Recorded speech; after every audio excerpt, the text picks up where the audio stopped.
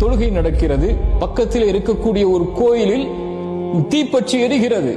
அங்கே மனிதர்கள் கூச்சலிடுகிறார்கள். இங்கே தொழுகையா, அந்த மனிதர்களுக்கு உதவி செய்தலா?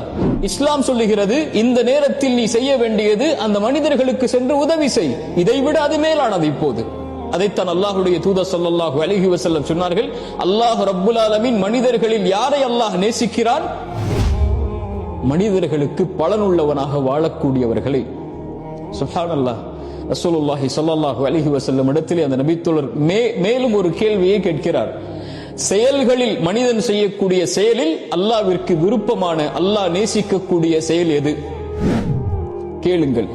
ரசூலுல்லாஹி ஸல்லல்லாஹு அலைஹி வஸல்லம் சொன்னார்கள், விளக்கம் சொல்ல தேவையில்லாத வார்த்தைகள் அது. ஒரு சகோதரன் முஸ்லிமுடைய உள்ளத்தில் மகிழ்வை ஏற்படுத்துதல் செயல்களில் அல்லாஹ்விற்கு விருப்பம் அளிக்கக்கூடிய செயல். சுப்ஹானல்லாஹ். அல்லது அவனுடைய கஷ்டத்தை நீக்குதல், அல்லது அவனுடைய கடன் சுமையை நீக்குதல், அல்லது அவனுடைய பசியை நீக்குதல். இந்த செயல்கள் எல்லாம் அல்லாஹ்விற்கு விருப்பமான செயல். தொழுகை மட்டுமல்ல, ஜகாத் மட்டுமல்ல, அல்லாஹ்வுடைய பாதையில் தங்களுடைய நிறங்களையும் தோற்றங்களையும் மாற்றிக்கொள்ளுதல் மட்டுமல்ல.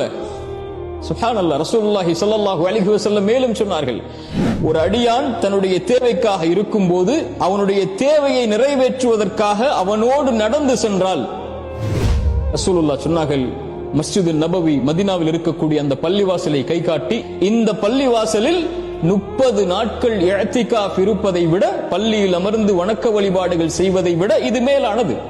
ரசூலுல்லாஹி ஸல்லல்லாஹு அலைஹி வஸல்லம் மேலும் சொன்னார்கள், அவனோடு நடந்து சென்று அவனுடைய தேவை நிறைவேறி விட்டதென்றால் அல்லாஹ் உன்னுடைய பாதத்தை நாளை மறுமையில் அல்லாஹ் உறுதிப்படுத்துவான்.